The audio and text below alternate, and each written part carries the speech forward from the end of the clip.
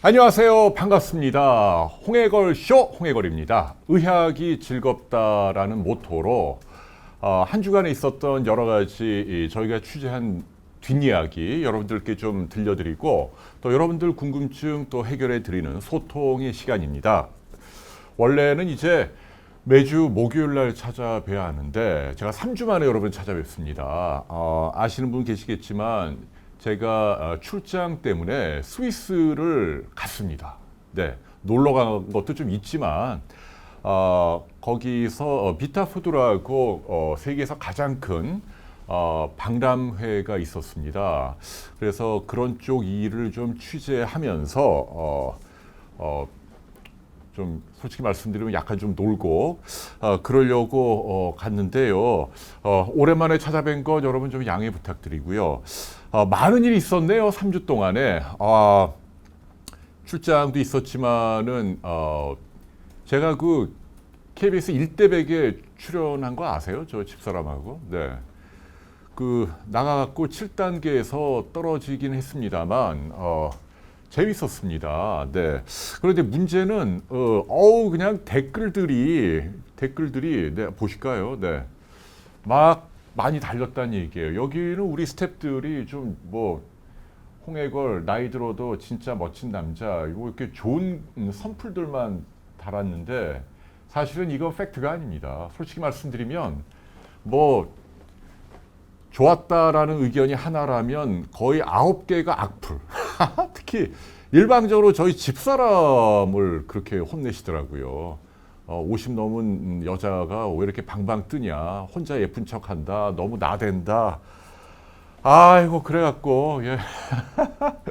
쉽지 않네요. 아무튼 네.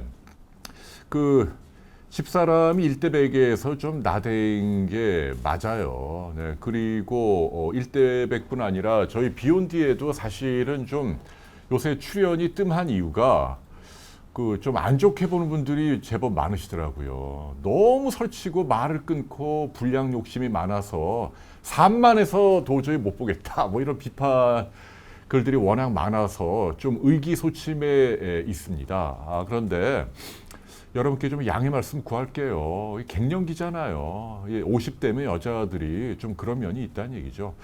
그리고 일종의 컨셉입니다. 그러니까 좀 기왕이면은 이렇게 근엄하게 이야기하는 것보다 좀 알콩달콩 다이나믹하게 좀 다투기도 하고 뭔가 좀 긴박감도 있고 여러분들이 좀 즐겁게 보시라는 의미로 집사람이 이렇게 막 나대고 막 이러는 거니까 좀 너그럽게 양해해 주실 것을 부탁드립니다. 와, 그래갖고 이 장면을 보시면 이렇게 나왔단 말이에요. 멋있잖아요. 이게 저하고 집사람 1대백 이 캡처한 장면인데 뭐 이렇게 뭐 예쁜 척 하긴 했어요. 네. 근데 문제는 이 댓글을 보면 제가 놀란 게 이게 제가 여기 보면 이런 댓글이 있어요. 네. 스위스 인터라켄에서 봤다. 그런데 허리를 꼭 껴안고 가시더라. 와, 이게 무서운 세상이에요, 진짜. 아주 짧은 순간, 제가 한 2주 동안 집사람하고 있었지만, 주로 뭐 다투고 뭐 그랬거든요. 별로 즐겁지도 않았어요. 근데, 요때만 어떻게 잠깐 화해를 해서 뭐 사이좋게 다닌 모양인데, 그거를 어떤 분이 보시고, 야, 내가 봤다. 이렇게 글을 올리시네요. 야, 순간 반갑기도 하지만, 야, 진짜. 행동을 조심해야겠다. 보는 분들이 많구나. 그래서 제가 이제 앞으로 해외에 나가서도 이제 안심하면 안 되겠다. 그런 생각이 좀 듭니다. 다행히도 1대백은 시청률은 잘 나왔어요. 그래서 비록 악플이 많이 달리긴 했지만 또 저희를 귀엽게 봐주는 분들도 많이 계시는구나. 그런 위안을 얻었다. 또 앞으로 여러분들이 좀 왜 칭찬은 고래도 춤추게 한다 그러잖아요. 그래서 여러분들이 그 집사람의 나대는 거를 조금 너그럽게 봐주시면 아마 집사람도 좀 용기를 얻어서 여기 이 장소에 메디테일 자주 나와서 여러분께 방송할 수 있지 않을까 그런 말씀을 좀 드리고 싶어요. 기왕 스위스 얘기 나왔으니 망정이라 요게 저희한테 찍은 거예요. 그 몽트레 호숫가 저기 어디지 여기 아무튼 뭐 찍은 건데 여기 집사람 까부는 거 보십시오. 제 아들 두 놈이고 이건 빨리 넘겨야겠다. 우리 아들들이 저 본인 사진 나가는 거 싫어하거든요. 네. 요런 글이 뜨더라고요. 요렇게 다녔나 봐요, 제가. 예. 여기가 어디더라? 인터라켄인데 그 꼭대기에 하더클룸인가? 거기 이제 올라가서 집사람이 이렇게 제 배를 만지는 걸 좋아해요. 여러분께 그냥 하나 공개해 드렸어요. 네.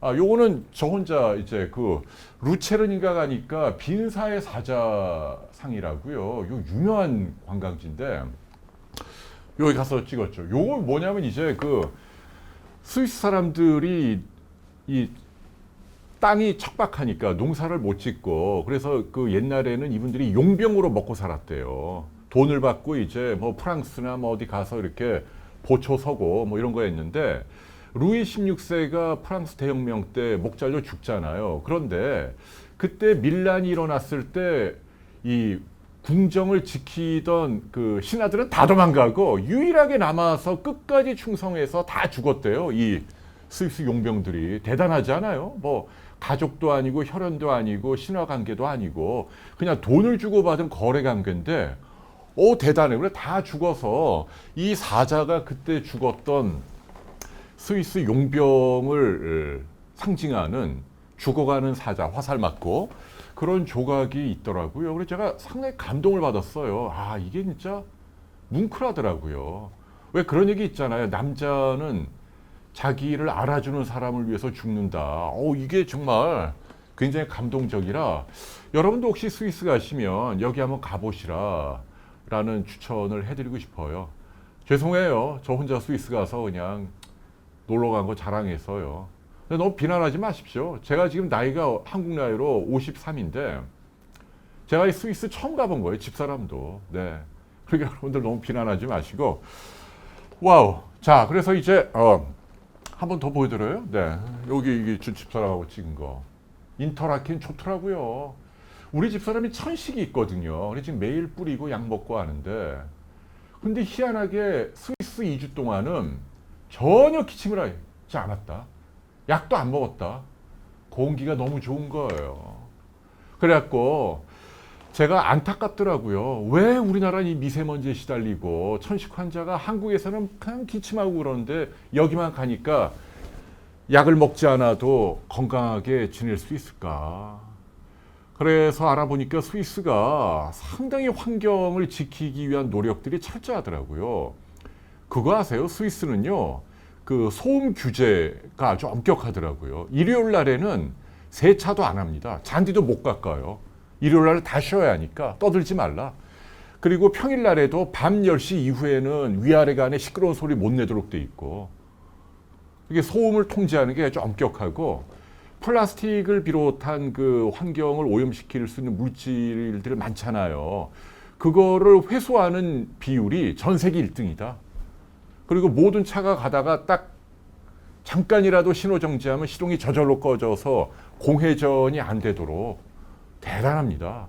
이 시민 의식이 이 사람들이 누리는 깨끗한 환경을 유지하는 그런 비결이 아닐까 그런 생각도 해봤습니다. 아무튼 부럽더라고요. 네.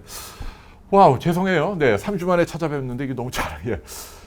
그래서 아무튼 라희님, 여에스터 박사 상처받지 마세요. 너무 고마워요. 그런 여러분의 선풀이 저희에게 큰 힘이 됩니다. 라는 말씀 다시 한번 드립니다. 먹는 사진이 없냐고요? 예, 거기서 뭐 했는 줄 아세요? 저 라면 끓여 먹었어요. 라면 어디나 있더라고요, 스위스에. 컵라면 사갖고 끓여 먹고, 물론 뭐 맛있는 것도 먹었지만, 네. 와우, 네. 자, 오늘 3주 만에 찾아뵙는 자리라, 해야 될 이야기가 너무 많네요. 네. 지금이 점심시간인데, 여러분들, 이 방송, 저와 함께 해주시는 거 너무 고맙고요. 자, 또 한 가지 있다. 요 얘기 하나 해야겠네. 누군지 아시죠? 우리 비욘드의 러블리. 왜 웃어? 러블리 아니야? 차정훈 PD. 네, 다른 우리 그 여자 PD들이 막 좀 웃으시네. 네. 미국 클리블랜드 클리닉의 간호사 출신이잖아요. 영어도 굉장히 잘하고. 네. 그리고 MVP 진행하잖아요. 그 외국의 영어로 된 좋은 의학 동영상을 우리말로 풀어서 소개하는 자기만의 고정 그 프로그램을 갖고 있는데 차종훈 PD가 글쎄 얼마 전에 이게 SBS죠.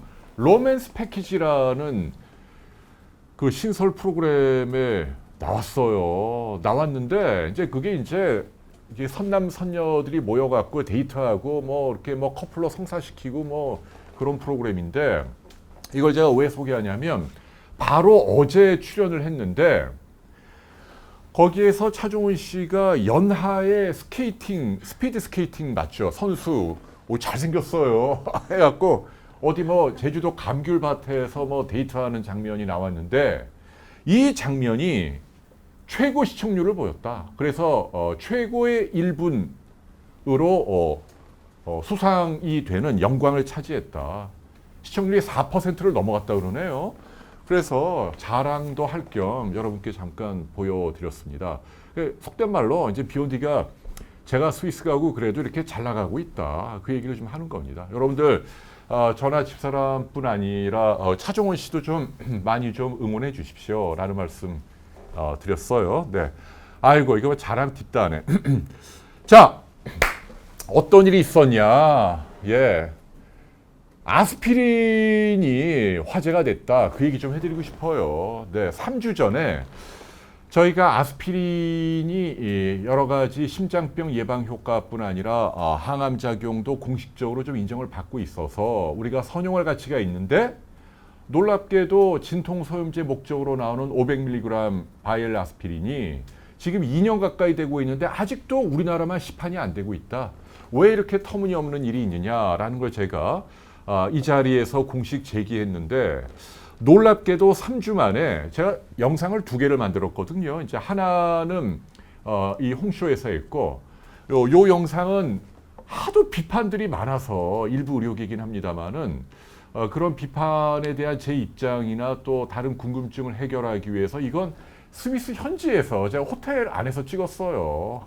그래갖고 영상을 2개 올렸는데 이 2 영상이 3주 만에 2개를 합쳐서 저희 유튜브 채널에서 무려 105만 회 조회수를 올렸다. 공전의 히트를 쳤다. 그래갖고 제가 이렇게 유튜브 들어가 보면 그 여러분들이 한번 보시면 유튜브 본사에서 저희에게 돈이 오거든요. 근데 요 영상으로 저희가 한 4,000불 벌었다. 4,000불이면 한 400만 원. 와, 이거 웬일이에요. 예, 가능성이 있어요, 저희가. 네, 그래서 여러분들께 너무너무 감사하다. 왜냐하면 참 많은 분들이 응원해 주셨다. 나름대로 용기 있게 얘기를 했다, 저에게. 그리고 의료계 비판도 있었지만 당신 영상을 보니까 잘 이해가 됐다라는 격려를 해주셨다. 그래서 오늘 이 자리에서 다시 한번 고맙습니다 라는 말씀 드리고 싶어요. 그리고 한 번 더 못 보신 분들 위해서 요약을 해드리면 아스피린이 원래 진통소용 목적으로 500mg짜리가 있고 또 심장병을 예방하기 위한 100mg짜리 작은 거 2개가 있단 말이죠. 그런데 100mg짜리는 지금도 팔리는데 감기 몸살이나 관절염 때 먹는 진통소염제 500ml는 아직도 안 팔리고 있다.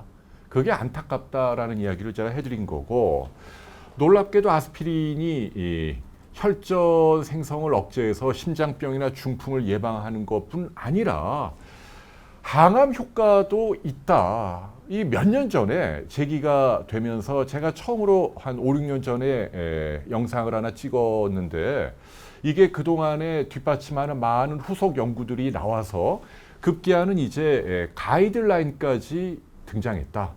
그래서 지난 영상 때 제가 말씀드렸죠. 미국 연방정부 차원에서 운영하는 USPSTF라고 하는 뭐 전 세계 최고 엘리트 의사들이 모여서 여러 가지 의학 이슈에 대해서 유권 해석을 내리는 기관에서 아스피린이 놀랍게도 심장병 예방 효과뿐 아니라 특히 대장암의 경우 항암 효과를 기대할 수 있다라고 공식적으로 유권 해석을 내렸다라는 이야기를 제가 들려드렸다는 얘기죠.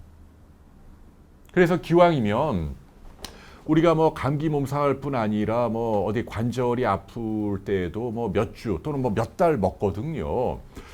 기왕이면 심장병 예방 효과도 있고 항암 효과도 입증된 아스피린을 먹어야 하는데 그게 우리나라에서 안 팔고 있다. 제가 그 얘기하는 거예요. 네. 근데 이제 일부 의사분들이 또 이제 예민하게 반응을 해주셨어요. 네가 인터넷 매체에서 이름 좀 알려진 녀석인데 너무 아스피린을 만병통치약인 것처럼 고무찬양했다. 아스피린도 부작용이 있는데 왜 그 얘기를 자세하게 하지 않았느냐. 그런 따끔한 질책들이 있었다. 그 얘기를 제가 해드리는 거예요. 그 부분은 제가 뭐 잘못한 게 있으면 시인할게요. 디테일에서 제가 잘못한 건 없어요. 제가 뭐 팩트가 틀려서 뭐 수정하거나 이런 건 없으니까. 그러나 분위기가, 특히 첫 번째 영상 분위기가 마치 모든 사람들이 아스피린을 먹는 게 좋은 것처럼 그런 분위기를 풍겼다면 그거는 제 잘못이 맞죠. 그래서 그 부분은 제가 여러분께 이 자리에서 좀 사과 말씀을 드리고 싶어요. 단 제 충정을 이해해 주시는 거죠. 네, 도움이 된다는 얘기예요. 저라면 당연히 아스피린 먹겠어요. 그러면서 제가 첫 번째 영상, 두 번째 영상 다 말씀드렸잖아요. 의사와 상의해서 드시라, 기왕이면. 왜냐하면 둘 다 사실은 이건 의사 상의 없이 먹을 수도 있어요. 왜? 일반의 약품이니까. 처방 없이 약국에 살 수 있는 거예요. 그러나 그럼에도 불구하고 제가 시종일관 의사와 상의해서 드십시오라는 말씀을 드렸죠. 근데 일부 속이 좁은 의사분들은 왜 부작용을 얘기 안 했어? 뭐 라이 증후군도 있고 뭐 뇌가 터질 수도 있고 막. 근데 그 약전에 나온 부작용 수십 수백 가지를 다 얘기합니까? 어느 세월에? 방송에서 그럴 수는 없잖아요. 네. 그리고 부작용이 없는 약이 어디 있어요? 다 있죠. 그러나 극히 일부분의 작은 부작용을 그걸 또 과대 포장하는 것도 나쁜 거 아닌가요? 이해득실을 따져서 우리가 이익을 얻는 부분이 훨씬 크니까 제가 그 이야기를 강조한 것이다. 그 취지를 여러분들이 이해해 주십시오. 한 번 더 정리해드리면 제가 이 두 번째 동영상에서 소개했잖아요. 그리고 저희 비욘디에 기사도 올렸어요. 네, 미국 USPSTF 팀에서 가이드라인을 만들 때 10년 후에 심장병이 생길 확률을 계산하십시오. 그게 10%가 넘어가면 매일 작은 거라도 아스피린을 드십시오. 라고 얘기한 거예요. 특히 나이가 50에서 69세 사이의 연령대 있는 분들. 그래서 그 연령대 있는 분들은, 그러니까 만으로 50에서 69세 사이에 있는 분들은요, 아스피린 매일 요법이 순기능이 있다. 공식적인 유권 해석이 나왔다. 단 심장병 확률이 10%를 넘어갈 때. 그래서 제가 안타까운 건 뭐냐면 홍해거래란 사람이 여기 와서 제가 무슨 뭐 여기서 부귀 영화를 누리려고 그런 건 아니잖아요. 그래서 이런 얘기를 하면 제가 전문가라면, 물론 제가 뭐 전문의도 아니고 나대는 게 꼴보기 싫을 수도 있겠지만 제가 틀린 얘기한 건 아니거든요. 그러면 환자가 와서 야, 홍해걸이라는 녀석이 뭐 유튜브에서 아스피린이 항암 효과도 뭐 인정되고 있다 하고 내 나이도 거기에 해당되고 하니까 한번 먹으면 어떨까요? 하고 의사 선생님에게 말씀을 하면, 그러면 제가 생각하는 바람직한 의사는 그거예요. 맞아요. 그런 기능이 요새 많이 확인이 되고 있네요. 그래서 우리 환자분을 위해서 제가 이렇게 USPSTF 그 가이드라인에 따라서 혈압이나 뭐 여러 지표 콜레스테롤 넣어서 보니까 그걸 사실은 의사가 해주셔야죠. 확률이 한 20% 되네요. 그러면 우리 환자분은 매일 아스피린 소량요법을 드십시오. 이렇게 얘기를 해주시면 좋죠. 그게 제가 기대하는 전문가의 모습인데 안타깝게도 그런 분들이 많지만 일부 의사분들은 덮어놓고 무슨 소리야, 걔가 뭘 한다 그래, 탁 떠는 소리 하지 마, 먹지 마, 뭘 고려해볼 생각도 안 하고. 그거는 좀 제가 안타깝게 생각한다라는 이야기를 제가 여러분께 드립니다. 이해가 되시죠? 네. 그래서 정돈해드리면 아스피린, 여러분 지금 보고 계시는 분이나 여러분 부모님 가운데 연령대가 만으로 50에서 69세에 해당되는 분, 이분들이 특히 중요해요. 왜냐하면 50세 이전의 분들은 아직 너무 젊기 때문에 매일 먹는 게 부담되잖아요. 또 위궤양도 생길 수 있고 부작용이 있으니까.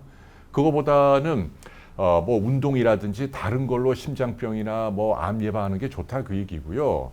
50을 넘어가면 확실히 이제 특히 우리나라는 대장암이 전 세계 1등이잖아요. 전 세계에서 아직도 1등이에요. 그리고 심장병으로 1년에 3만 명이 죽는단 말이에요. 돌연사. 지금 랭킹 2등 아닙니까? 뇌졸중을 누르고. 그러니까 우리나라에서는 특히 이 아스피린에게 기대하는 건강 효과가 크다는 얘기를 하는 거예요. 그래서 50에서 69세 사이에 있는 분들은 우리가 아스피린 매일 복용으로 얻을 수 있는 이익이 워낙 크니까 긍정적으로 검토하십시오라는 얘기를 제가 여러분께 다시 얘기합니다.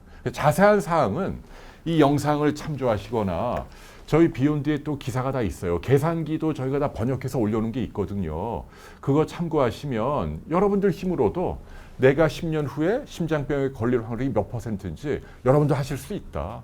그래서 10%가 넘어가는 분들은 좀 우호적인 의사분 만나서 아스피린 매일 먹을 걸 검토하시라. 그 얘기 드립니다. 그리고 기왕이면 진통소염제는 많죠. 수십 개 있어요. 그런데 항암 효과 있어요? 암 예방 효과 있냐고요? 없잖아요. 그러면 기왕이면 500ml 아스피린 먹는 게 좋은데 그걸 아직도 안 팔고 있으니 바이엘이 아직도 공식 입장을 표명을 안 하고 있어요. 지금 100만 명이 넘는 분들이 보고 계시고 일부 청와대 청원까지 들어갔는데 그러면 안 되죠. 우리가 언제까지 시판을 재개하겠다. 그렇게 공식적인 입장을 빨리 내놓으시기 바랍니다. 네. 이게 제가 보기에 사소한 일이 아니에요. 굉장히 유명한 약이잖아요. 아스피린. 모든 나라에서 다 팔고 있는데 왜 우리나라에서만 석연치 않은 이유로 뭐 품질에 하자가 있는 것 같아서 자체적으로 뭐 생산을 중단했다. 뭐 그건 좋아요. 그럼 빨리 재개를 해야죠. 지금 뭐 1년 6, 7개월째 되는 때까지 안 나고 있잖아요. 언제까지 만들겠다. 그 이야기를 표명을 해주시기를 강력하게 촉구합니다. 네, 아스피린 얘기해드렸어요. 그리고 그 왜 69세까지냐, 70을 넘어가는 분들에게는 왜 이거를 미국에서도 아직 공식적으로 권유하지 않았느냐. 그분들은 너무 고령이니까 고령인 경우에는 아스피린을 매일 먹다 보면 득보다 실이 더 클 수 있다라는 취지에서 뺀 거예요. 네, 왜냐하면 아스피린의 항암 효과가 평생 누적 효과란 말이죠. 제법 많이 먹어야 돼요. 몇 달. 근데 또는 몇 년.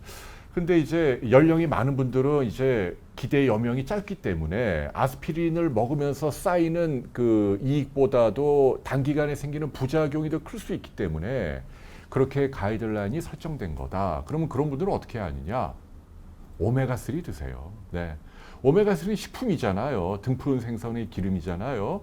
얘네들이 염증을 억제하는 효과가 있단 말이에요. 그리고 심장 혈관의 그 중성지방이라고 하는 나쁜 콜레스테롤을 제거하는 효능이 입증되어 있기 때문에 만일 심장병 또는 뭐 등등 건강 효과로 아스피린 먹고 싶은데 여기 가이드라인에 해당이 안 되는 분들은 단 1%라도 도움되는 게 있다면 저는 오메가3를 추천합니다. 라는 말씀을 드리고 싶어요. 한 가지 수정해야 될 거 있어. 네. 저는 그런 건 좋아요. 이 영상 일보에서 제가 뭐 어떤 얘기 했냐면 러시아의 보리스 엘친 대통령 돌아가셨죠. 심장이 안 좋아서 미국의 저명한 의사 마이클 드베이키 박사가 한 20년 전에 모스크바를 방문해서 진료하고 돌아갈 때 기자들에게 아스피린 하나를 추천했다라는 게 유명한 에피소드인데 제가 그때 제대로 확인을 못하고 심장내과 의사라고 얘기했거든요. 근데 어떤 의사 한 분이 댓글로 지적을 해주셨어요. 그분이 심장내과가 아니라 흉부외과 의사다. 알고 봤더니 그게 맞아요. 그런 교정은 너무너무 고마운 거죠. 어떤 디테일, 어떤 팩트를 잘못된 걸 찾아갖고 당신이 그걸 잘못한 것 같다. 그건 저는 땡큐예요. 그래서 그 부분은 지금이라도 바로 잡습니다. 라는 말씀을 드리고 싶어요. 미국의 조지 부시 대통령 아시죠? 굉장히 건강한 분이잖아요. 그분도 한 20년 전에 미국 기자들 재임 도중에 내가 매일 아스피린 소량요법을 한다라고 발표한 적이 있다는 얘기예요. 무슨 얘기냐면 이 이야기가 뜬금없는 얘기가 아니고 이미 20년 전에 제가 기자할 때도 미국의 조지 부시가 미국 대통령이 나의 건강을 위해서 매일 아스피린을 먹고 있다라고 얘기했다. 제가 그 얘기를 하는 거예요. 그러니까 지금 영상을 통해서 제가 드린 이야기가 일부 비판론자들이 제기하는 터무니없는 과대 포장이 아닙니다. 그 이야기를 제가 여러분께 해드리는 것이다. 저의 진정성을 믿어주십시오라는 말씀을 드립니다. 자, 아스피린 얘기해드렸고요. 또 어떤 일이 있었나요? 이것도 또 최근에 또 이슈가 됐어요. 며칠 전에 저희가 긴급 브리핑 했잖아요. 네. 투명 교정 장치 아시죠? 보통 교정하면 어떻게 해요? 우리가 왜 흔한 말로 철도길 깐다 그러잖아요. 전문용어로는 브라켓이에요. 브라켓을 다 달아갖고 철사로 당기는 거잖아요. 그걸 보통 2년, 뭐 길게는 3년 이렇게 하는데 많이 아프단 말이에요. 땡기고 뭐 그리고 보기 흉하고. 그래갖고 요즘은 이제 투명 교정 장치라고 여기 잘 보이시는지 모르겠습니다만 투명한 레진이라고 그러죠. 경화 플라스틱을 딱 끼우는 거예요. 하루에 16시간 이상. 그럼 끼우면 치아가 교정이 된다.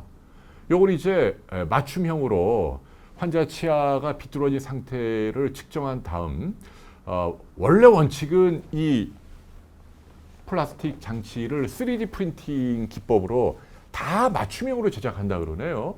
그래서 요게 이제 센세이셔널하게 요새 많이들 하는 모양인데 다 좋은데 이거를 하는 특정 병원 하나가 지나치게 상업주의적으로 이른바 이벤트 치과죠.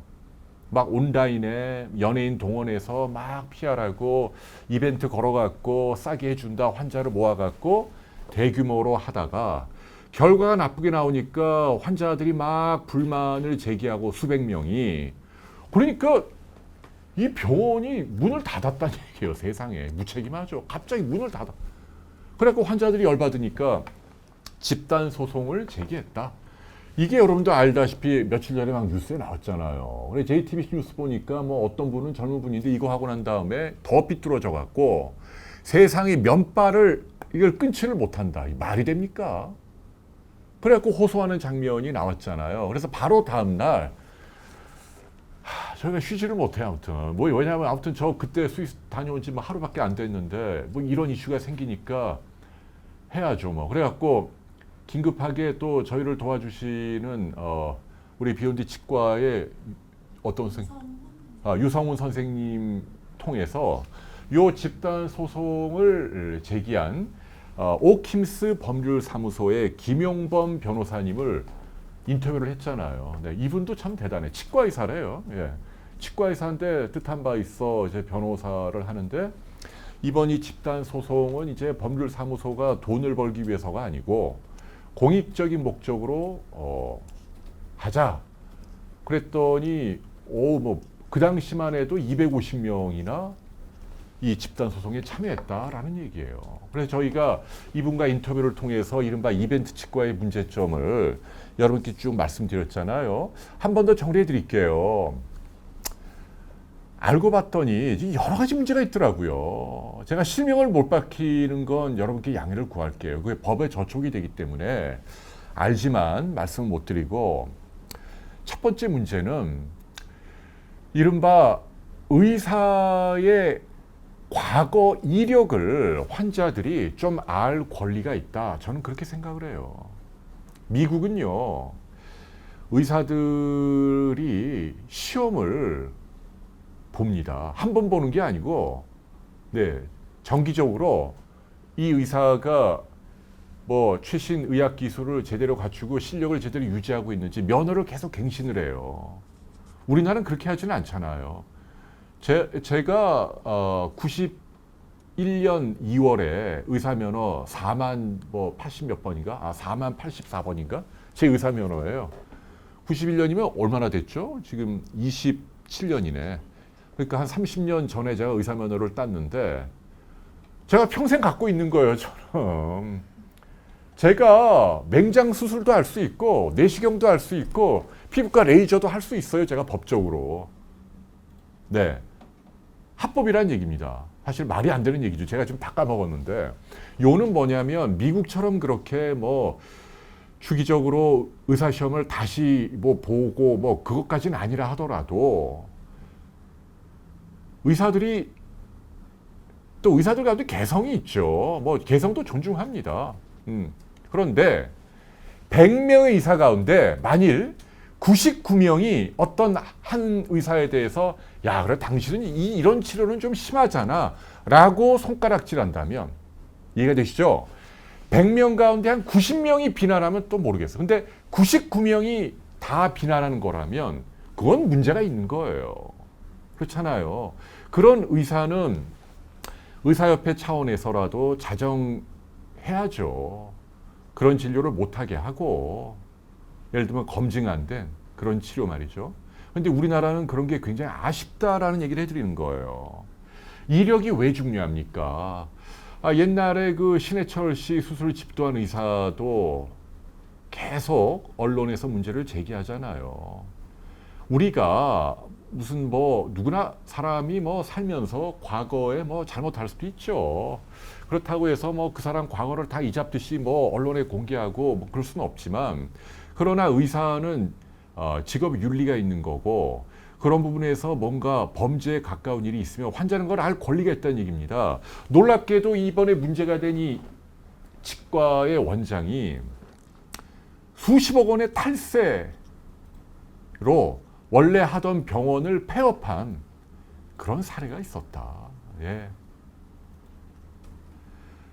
그리고 폐업했다가 갑자기 투명 교정 장치를 들고 혜성처럼 나타났는데, 이번엔 또 문제가 뭐냐면 이벤트 치과 엄청나게 상업적으로 온라인을 도배하고, 구호도 좀 웃기더라고요. 꽃보다 남자 뭐 이렇게 돼 있대요. 그래갖고 여기는 코디네이터 상담하는 분들이 남자들이 많대요. 이렇게 그냥 꽃미남들을 쫙 뽑아갖고, 아마도 이제 여성 환자들을 겨냥한 거죠 뭐.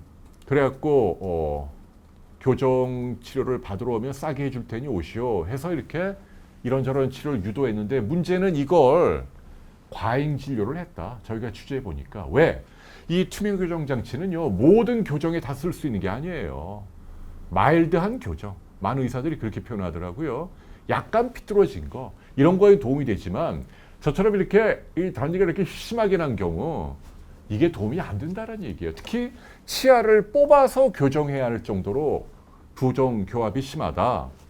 이런 건 효과가 없으니까 하지 마시오. 이게 정답인데, 그런 사람들까지 뭐 다 이걸로 도움된다라고 하다가 결국은 안 되니까 옛날 방식 철도 까는 거 또 그걸 하게 되고, 그러면서 환자들이 짜증나고, 이게 전말이에요. 그래갖고 이 밑에 있던 페이 닥터들이 월급 받는, 왜냐하면 저희가 취재를 해보니까 이 대표 원장이란 분은 교정 전문의도 아니었다는 얘기예요. 치과에서는 맞지만 교정을 제대로 공부한 분도 아니고 그런 분도 아닌데, 전문가인 양 언론에 도배하고, 실제로는 페이 닥터들이 다 했다는 얘기죠. 월급은 많이 줬다 그러더라고요. 저희가 취재해 보니까 뭐 보통 치과 의사들보다 한 달에 500만 원을 더 줬다는 게, 원래 받는 급여 플러스 500만 원. 무지 많이 줘. 그러면서 그냥 막 푸시한 거죠. 그냥. 환자 많이 보고 돈 많이 벌어라. 네, 공짜가 어디 있습니까? 근데 이제 이분들도 하다 보니까 이게 전문가의 양심에 찔리는 거 아니겠어요? 제 추정으로는. 그리고 환자들이 불만이 폭주하니까 여기 있던 많은 페이 닥터들이 한꺼번에 다 떠난 거야. 아, 나 안 할래. 돈 많이 줘, 안 할래. 그래서 폐업을 한 거예요. 폐업이 아니라 진료를 중단한 거예요. 그래서 저 양동주 PD도 환자 설명회 때 가보니까 이 원장이 나와서 아무튼 이제 보상해야 될 거 아닙니까? 근데 뭐 폐업은 안 한다고 말은 했는데 지금 당장 돈이 없다. 뭐 그렇게 얘기하네요. 돈이 없대요. 아무튼. 네. 근데 저희가 또 취재를 해보니까 뭐 인근 부동산에서 확인한 건데, 뭐 그 간담회에서는 뭐 건물의 임대료도 줄 돈이 없다. 뭐 그렇게 얘기했다고는 하는데, 그 건물이 250억이래요. 근데 얼마 전에 그 건물 소유주가 이 원장이었다는 얘기 아닙니까? 어디다 팔았대요, 근데. 진짜로 돈이 없는지 잘 모르겠어요. 아무튼 저는 이 소송에서 환자분들이 이기길 바랍니다. 우리가, 저도 의사 출신이긴 합니다만은, 악덕 의사들은 우리 환자들의 힘으로 축출해야죠. 예. 제가 얘기했죠. 100명의 의사 가운데 한 90명이 비난한 거면 뭐 이해가 돼요. 왜냐하면 한 10명이라도 뭘 하는 게 있으면 뭐 그것도 의사의 개성이니까. 그런데 99명이 다 봐도 그거는 안 되지. 왜 그런 걸 해? 비난하면 그건 문제가 있는 거다. 근데 문제는 그런 분들이 우리나라 네이버나 다음을 비롯한 온라인 포털에서는 명의로 검색이 된다. 왜? 온라인이 전부 돈으로 공작이 가능하니까. 서글픈 현실이에요. 저희가 그 취재를 주로 어디로 많이 했는 줄 아세요? 구글로 했어요. 구글로. 구글을 해보니까 이 양반의 그 과거들이 기사들이 다 뜨더라고요. 탈세한 얘기 뭐 네이버는 하나도 없어요. 왜? 공작을 한 거죠. 제 추정으로는. 뭐 그런 거 네이버 알고리즘을 잘 이해하는 뭐 브로커들이 있다며요. 거기다 돈을 주면 좋은 얘기 한 것만 상위 페이지로 막 노출하고 자기를 공격한 나쁜 거 막 뺀다는 얘기예요. 그래서 제가 여러분께 드리고 싶은 건 제가 비욘드를 하는 이유가 뭡니까? 공중파, 조중동 거기도 문제지만 제가 보기엔 포탈이 문제가 많아요. 포탈이 오염돼 있다. 여러분들이 질병 이름을 검색을 하면 환자들이 정말 알아야 할 정직한 내용들보다는 특정 병원이 돈으로 도배하는 기사나 뭐 블로그나 뭐 심지어는 지식 검색도 그래요. 그런 것들이 막 뜬다. 그래 이거를 바로 잡아야겠다. 그래, 여러분들만이라도 현혹되지 마십시오라는 말씀을 제가 드리고 싶은 거예요. 병원 앞에 뭐 롤스로이스가 있다네요. 뭐 들리는 소문에 따르면 댓글에는 그 롤스로이스가 그 대표 원장의 차다. 그거는 제가 확인은 못했어요. 그러니까 그게 팩트라고는 단정은 짓지 못하지만 중요한 건 이렇게 온라인을 도배하고 이벤트 직과로 과도하게 상업적으로 더군다나 지금 이 문제가 된 원장이 한 치료는 원래 이 투명교정 장치가 인비절이라고 미국에서 공인된 방법인데 이게 아니고 본인이 개발했다고 하는 또 무슨 노비절인가 뭐 특허를 받았다고. 근데 그건 제가 볼 때는 검증이 제대로 됐는지 모르겠어요. 본인만의 뭐 장치로 뭐 한다. 근데 왜 이렇게 수백 명씩 뭐가 불만이 나오냔 말이죠. 그게 문제가 있다. 그래서 온라인을 보고 싸게 해줄게, 퀴즈에 당첨됐네, 오십시오 해서 갔더니 결국은 뭐 좀 하다가 안 되면 기존 방식으로 또는 더 좋은 게 있다. 이런 것들 이벤트가 전부 미끼 상품으로 활용되고 여러분들이 나중에는 결국 낼 돈을 다 내게 되는 그런 불상사를 경험할 수 있다. 그 얘기를 제가 하는 거예요. 이벤트 병원을 믿지 마십시오. 일부긴 합니다만 특히 뭐가 많아요? 치과, 안과, 피부과, 성형외과 4개예요 주로. 이 4개 특징이 뭐예요? 전부 다 비보험 진료죠. 뭐 건강보험 적용이 안 되는 치료비를 의사가 마음대로 부를 수 있는 그런 쪽 진료에서 온라인을 보면 네이버 이런 데 보면 너무너무 상업적으로 잘못된 것들이 많으니까 여러분 제발 현혹되지 마십시오. 그리고 차제 연예인분들께도 제가 당부드리고 싶어요. 얼마 전에도 저희가 프로포폴 갖고 뭐 난리가 났는데 그 연예인분들도 일부 강남의 병원에서 뭐 공짜로 치료해 준다 뭐 여러 가지 이유로 뭐 특혜를 받잖아요. 특혜를 받으니까 사실 그렇게 나오는 거지. 그게 대중들에게 피해를 주는 거예요. 네, 나쁜 의사를 돋보이게 만드는데 본인이 활용되는 거라 그 얘기를 하는 겁니다. 그래서 차제 연예인들이 잔뜩 나오는데도 여러분 믿지 마십시오. 네, 그런 데일수록 굉장히 상업적이다. 그 얘기를 제가 하는 거예요. 네, 그래서 이런 투명 교정 장치와 관련된 이슈가 얼마 전까지 있었다는 이야기를 여러분께 들려드립니다. 자, 또 어떤 일이 있었나요? 참, 그래서 요거 아직도 이 방송 보는 분 가운데 맞아, 내가 이거 했는데 저희가 이걸 라이브로 방송한 다음에 심지어는 뭐 일본, 뭐 캐나다 이런 해외 교포분들도 비행기 타고 날라와서 이 병원에서 이 치료를 받았다는 겁니다. 아이고 나 참. 얼마나 어이가 없는지. 얼마나 이 광고를 잘했으면 외국 교포분이 비행기 타고 와서 이 병원에 가서 이 치료를 받았는데 결과가 나쁘게 나왔다. 그래서 내가 지금 외국에 있는데 여기 소송에 참여할 수 있느냐. 그런 문의 전화도 왔다. 대단하죠. 네. 지금이라도 나도 그 경우에 해당돼라는 분이 있다면 여기 그 오킴스 우리 김용범 변호사님이 운영하는 블로그가 있단 말이에요. 검색해 보면 나온대요. 네, 오킴스 법률 사무소에 가셔서 등록을 하시면 여러분도 집단 소송에 참여할 수 있다. 그래서 집단 양심, 집단 지성의 힘으로 일부 악덕 전문가들의 행태를 우리가 바로잡을 수 있도록 합시다. 이국종 선생님처럼 정말 좋은 의사도 있는데 이런 일부 의사들 때문에 단체로 욕먹는 건 의사들에게도 손해니까. 그래서 의사들도 앞으로 뒷짐만 지면 안 되고 저희 비욘디가 있잖아요. 저희한테 좀 제보를 많이 해주세요. 네, 저희는 대환영입니다. 비욘디 게시판에 뭐 이런 비슷한 여러분들이 사회적으로 고발할 일이 있으면 많이 활용해 주십시오라는 제안 드리고 싶어요. 저희 뭐 어디든지 달려갈게요. 참 그 얘기하니까 근데 또 그걸 악용하는 분도 있어요. 제가 하나 얘기할까요?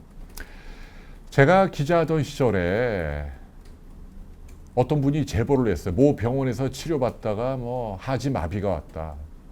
모 병원에 모 한의원이라고 해야겠네. 정확하게 모 한의원 한방병원인데 뭐 요통 때문에 뭐 하다가 그래서 억울하니까 제가 그분을 공익을 위해서 막 취재를 했어요.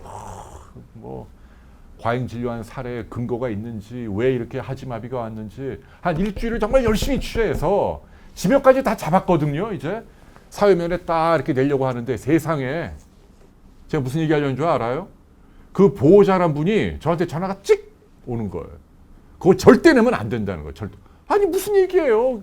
일주일 동안 취재해갖고 이제 신문에 내려고 그러는데 왜 그래요? 그랬더니 자기가 얘기한 게 다 잘못됐다는 거. 아니라고 막 긋고 완전히 180도 사람이 달라지는 거예요. 어떻게 해요? 아니라는데. 그래갖고 제가 유해 편집자한테 미안하다. 제가 취재를 잘못했다고. 그래갖고 안 나갔는데 나중에 알고 보니까 그 사람이 돈을 받았대네, 병원에. 와, 짜증나는 거 있죠. 그러니까 저를 미끼로 활용한 거예요. 야, 그 원장한테 가서 야, 홍해거리가 인마 너 취재해서 신문에 나올 거야. 빨리 합의해. 안 할래? 합의하려면 몇 억 내. 이렇게 됐다는 거. 세상에. 나중에 제가 들은 얘기. 참. 아이고, 갑자기 그 생각이 나네 또. 예. 아무튼 그러니까 이게 비둘기의 순결 못지않게 뱀의 지혜가 필요한 사회다. 기자하기도 어려워요. 아무튼. 네. 그러니까 그다음 요것도 제가 여러분께 요것도 누가 5,000원 주셨다고요? 네, 감사합니다. 다니엘 최님. 네. 쿠키도 주셨네요. 네. 감사합니다. 와, 뭐 돈을 원하는 건 아니지만 뭐 주시니까 고맙네요. 네. 와우. 요 얘기도 해드리고 싶어요. 오늘 저희 비욘디에서 최초의 PD가 올린 기사예요. 이것도 아주 중요한 기사입니다. 여러분들 좀 관심 갖고 많이 좀 공유 좀 해주세요. 여러분 기억나시죠? 며칠 전에 어디지? 강남에 포이동인가요? 양재동인가? 어디 강남에 경비원 두 분이 그 처형하고 매부 사이에 굉장히 사이 좋은 60대 경비원 두 분이 한 분은 시신이 아주 처참하게 훼손될 정도로 잔인하게 돌아가셨다. 알고 봤더니 어떤 정신질환자인데 그리고 바로 하루 만에 또 어떤 기사가 났습니까? 무슨 아파트에서 또 어떤 정신질환을 앓는 분이 고층에서 뭘 집어 던져갖고 다치고 근데 이게 우연이 아니에요. 그래서 저희 비욘디 최초의 기자가 최근 1년 동안 이른바 정신질환자들이 여러 가지 범죄를 일으켜서 사람이 죽거나 다친 사례를 쭉 살펴보니까 10건이 넘어요. 10건이. 언론에 보도된 것만 그랬다. 언론에 보도된 거. 보도 안 된 건 더 많겠죠. 뭘 얘기하는 거죠? 1년 전에 어떤 일이 있었죠? 정확하게. 바로 어제죠. 2017년 5월 30일. 그죠? 딱 1년 전에 어떤 일이 있었나요? 정신건강복지법이 바뀌었다. 이 얘기를 하는 겁니다. 왜 바뀌었죠? 정신질환을 앓고 있는 분의 인권을 존중하기 위해서. 옛날에는 그러니까 너무 좀 마구잡이로 인권을 무시하면서 환자를 정신병원에 강제로 수용해왔던 그런 측면이 있었다. 그래서 요거를 바꾼 거예요. 법을 바꿔갖고 훨씬 더 요건을 까다롭게 전문의 2명, 가족 전체가 동의하고 등등등. 그래야만 이제 입원이 되고 나머지 환자들은 다 방면이 된 거예요. 그래서 작년 이맘때부터 병원에 수용되어 있던 많은 정신질환자 분들이 지역사회로 많이 나오게 됐다. 그 얘기를 하는 겁니다. 근데 우연의 일치랄까? 저희가 취재를 해보니까 유난히 이런 범죄가 많았다라는 얘기를 하는 거예요. 여러분 어떻게 생각하세요? 자, 환자의 인권을 보호하는 건 굉장히 중요합니다. 그리고 정신질환을 앓고 있다고 해서 위험하다 이렇게 함부로 낙인을 찍고 기피하고 막 강제로 가두고 그것도 안 되죠. 이 법을 만든 취지에는 저는 적극 찬성해요. 옳은 얘기입니다. 근데 환자의 인권만 중요한 건 아니잖아요. 우리 보통 시민들의 안전도 중요한 거 아닌가요?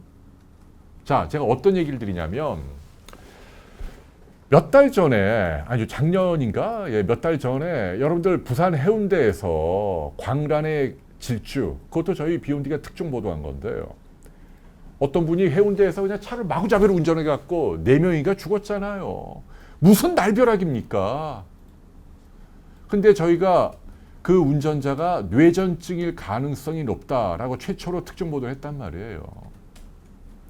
그런데 그러고 나니까 환자단체에서 많은 비판이 제기된 거예요. 뇌전증 환자를 위험한 인물로 묘사했다. 저희 취지는 그게 아니잖아요. 뇌전증을 앓고 있는데 약을 제대로 안 먹으면 그런 일이 있을 수 있으니까 뇌전증 환자가 위험하다가 아니고 예를 들면 뭐 약을 잘 먹도록 하십시오. 운전할 땐 조심하십시오. 뭐 내지는 등등 뭐 운전이 어려울 때는 전문의가 뭐 해서 면허를 뭐 정지토록 하십시오. 뭔가 일반 시민들의 안전을 위해서 조치가 필요하다. 그렇게 긍정적으로 해석을 해야 하는데 요즘은 사회가 너무 예민해 갖고 그런 저희는 가르치는 건 저걸 가르쳤는데 제 손만 보는 것처럼 왜 환자를 무시하느냐? 왜 환자를 위험하다고 묘사하느냐? 그걸 안타까운 건 환자가 그런 것도 이해하는데 그런 질병을 치료하는 대학에 있는 교수님들도 그런 환자에 동조하더라. 그게 안타까워요. 저희가 이게 취재하면서 의사들 의견을 많이 듣고 싶은데 정신과 선생님들이 많이 이렇게 기피하더라고요. 이름 내는 거 싫어하고. 그거 잘못된 거죠. 본인이 보는 환자 다 중요합니다. 근데 아까 말씀드렸잖아요. 이게 우리가 일반적으로 갖는 두려움이 정말 사실이라면 전문가들이 제대로 목소리를 내야 돼요. 법은 이렇지만 또 모든 정신질환자들을 다 강제로 가두자 그게 아니잖아요. 지금 제 얘기는. 극소수를 하더라도 지금 이 케이스처럼 이 도끼를 들고 다니면서 막 다니는 그러면서 그런 일이 있을 수 있는 분들은 우리가 사전에 막았어야 하는 거 아닙니까? 그래 실제로 우리 최초희 기자가 외국 자료를 뒤졌잖아요. 이미 다 나와 있어요. 2009년도 미국 의학협회지에 이른바 이렇게 망상이나 조현병을 앓고 있는 분들의 범죄율이 일반 인구보다 2배에서 많게는 10배나 높다 이렇게 나온 거예요. 데이터가. 그래서 최근에 나온 데이터도 다 높게 나온다. 이게 다 이미 외국의 논문으로 다 나오기 때문에 그 팩트를 왜곡하지 마십시오. 그래서 망상이라는 게 뭐예요? 뭐 누가 나를 막 미행한다. 누가 나를 죽이려고 한다. 잘못된 생각을 하는 게 망상 아닙니까? 환각은 뭐예요? 막 헛소리가 막 들리고, 누가 저 사람이 나를 죽이려고 하는 소리가 막 들리고, 막 헛게 보이고 이런 거 아닙니까? 이게 치료가 제대로 되지 않은 조현병에서 나타나고 그럴 때 위험할 수 있단 말이에요. 그건 팩트입니다. 그것까지 부인하면 안 된다. 그러면 그런 소지가 있는 분들, 예컨대 치료가 잘 안 되고 있는 분들을 그대로 지역사회에서 내버려 두는 게 옳은 겁니까, 여러분? 아니에요. 근데 지금이라도 법의 취지는 이렇다 하더라도 지금이라도 저는 이 법을 좀 보완해야 돼요. 전문가 단체들이 모이고 보건복지부가 되었건 또 관계 당국도 모이고 해서 망상이나 환각처럼 현재 증세가 막 나타나고 난폭한 행동을 할 수 있는 그런 분들은 입원을 하든 아니면 외래에서 치료를 하든 그걸 좀 의무화할 수 있게 이 상태에서 지금 1주년이 됐는데 그냥 그대로 방치한다면 앞으로도 얼마 전 그 끔찍한 강남의 경비원 2분이 숨진 그런 일이 또 생길 수 있다. 그건 그 정신질환을 앓고 있는 분을 위해서도 또는 그 가족을 위해서도 절대 바람직한 게 아니고 그게 진정한 인권을 챙기는 게 아니다. 보완이 필요하다. 개선이 필요하다. 라는 말씀을 여러분께 꼭 강조하고 싶어요. 네. 아이고, 제가 왜 이렇게 오늘 흥분하냐. 뭐라고요? 비례의원으로 국회 법제처에 들어가서 의료법 하박국님, 네. 저보고 국회의원 하라고요? 미쳤어요. 제가 국회의원을 왜 해요? 국회의원을 하는 순간 인구의 절반으로부터 제가 욕먹는데 저는 그냥 비욘디에서 이거 할래요. 네. 그리고 저를 뭐 비례의원으로 뽑아주지도 않아요. 아무튼 뭐 이렇게 연락이 좀 올 줄 알았는데 뭐 하나도 안 오더라고요. 아무튼 왜 웃어요? 왜 웃어? 네, 뭐 저는 뭐 정치인들이 별로 관심이 없나 봐요. 에이. 아니 근데 저는 진짜 관심 없어요. 농담이었고요. 네, 진짜 농담이었고 저는 제가 해야 할 일이 이쪽이 훨씬 더 보람이 있는 일이고 또 우리 사회에 조금이라도 제가 보탬이 될 수 있는 길이라고 생각하고 우리 집사람이 그랬어요. 제가 정치하는 순간 이혼한다 그랬어요. 제가 얼마 전에 페이스북 제가 얼마나 공들여 키운 팔로워가 3만 명인데 그걸 문을 닫았다니까요. 왜냐하면 제가 그냥 쓴소리 잘하니까 왜 너는 나서서 그냥 욕먹고 그러냐. 집사람이 하도 난리 쳐갖고 지난 설 때 저희 부모님하고 제 동생들 다 와갖고 집사람하고 합동으로 이제 페이스북 안 한다고 여기 도장 찍어. 그래갖고 제가 눈물을 머금고 제가 얼마나 공들여서 가꾼 건데 그 문을 닫았다는 거 아닙니까? 예, 그래서 아무튼 저는 뭐 정치는 안 할 거예요. 안 할 거고 아무튼 뭐 이렇게 만나서 의학 이야기 하는 게 제가 할 수 있는 일이 아닌가 그렇게 생각을 해봅니다. 어떻게 생각해요, 조이 씨? 그지? 그래서 아무튼 이런 일이 있었다라는 말씀을 여러분께 드리고 싶어요. 자, 그리고 하나 더. 그리고 참 우리 제가 요새 아주 밥 안 먹어도 행복해요. 왜 그런 줄 아세요? 이거 보십시오. 이게 지금 어떻게 되니? 이게 우리 비욘디 이제 공식 채널이잖아요, 유튜브. 이 지금 보면요, 구독자가 보세요. 98,128명. 와. 너무 고마워요. 이제 좀 있으면 10만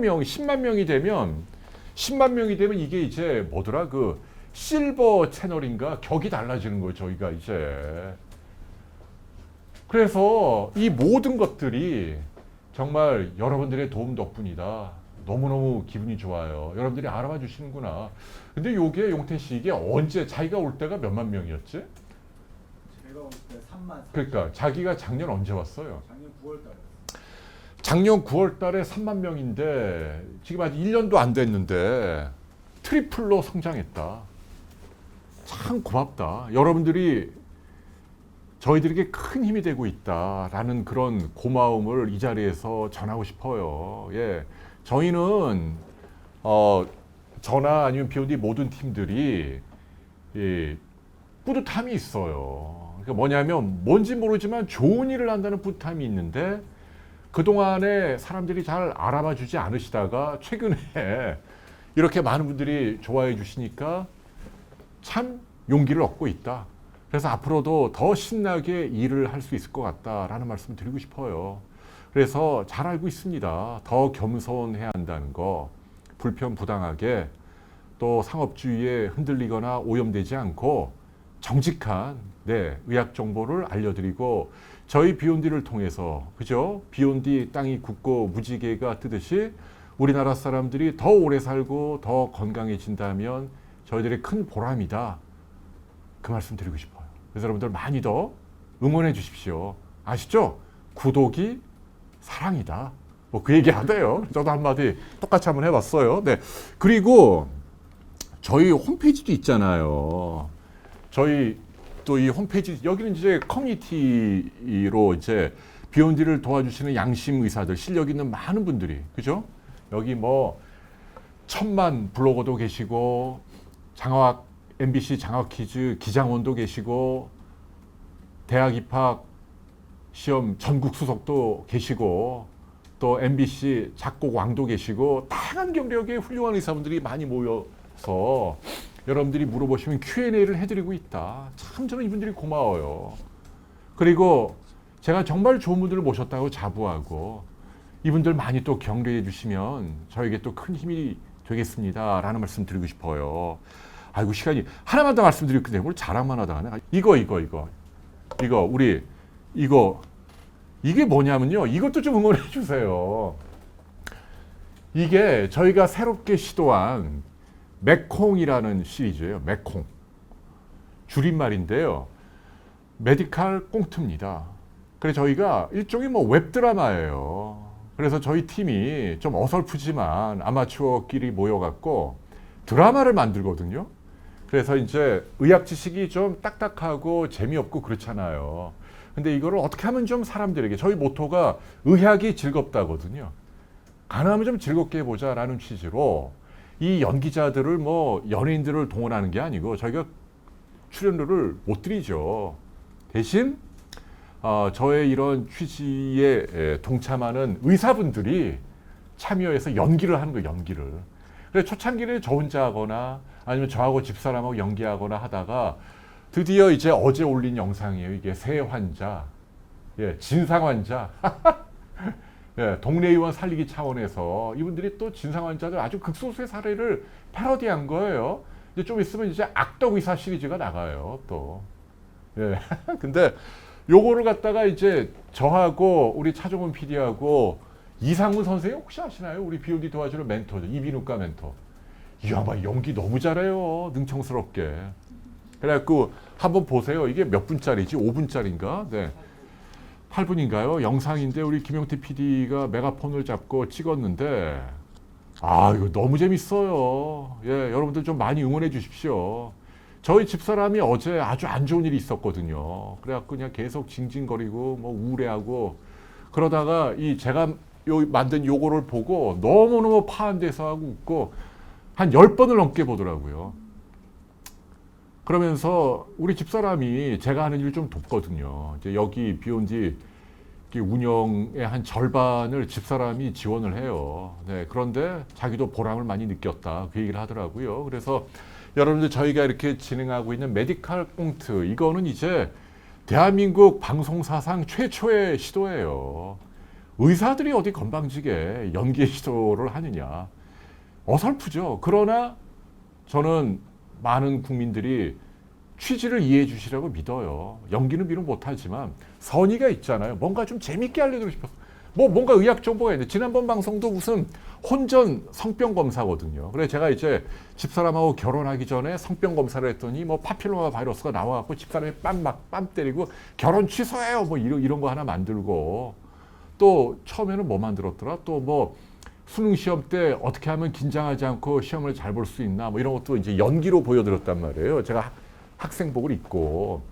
이번에는 이제 우리 송태호 원장님이 칼럼니스트 아닙니까? 참 인자하시고 이분이 이제 동네 의사로 원장으로 나오시고 나머지 3명이 진상 환자로 연기를 통해서 의사들의 애환을 한번 그려봤다. 그 얘기를 드리는 거예요. 그래서 이 꽁트도 여러분들 많이 좀 기대해 주십시오. 그래서 다음 시리즈는 진상 환자가 아니고 이제 악덕 의사를 저희가 또 이렇게 메디컬 꽁트로 그려보려고 합니다. 여러분들이 혹시 내가 그런 악덕 의사를 경험했다. 그것도 이 드라마에 넣어다오 하신다면 제보해 주세요.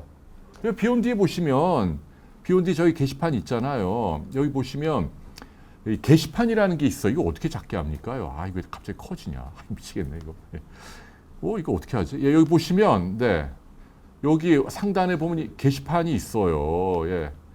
여기 어디가? 이쪽에 아무튼 여기 어디 게시판이 있는데 이쪽으로 나 이런 제보할 테니까 한번 드라마타이즈 해달라 하면 적극 환영합니다.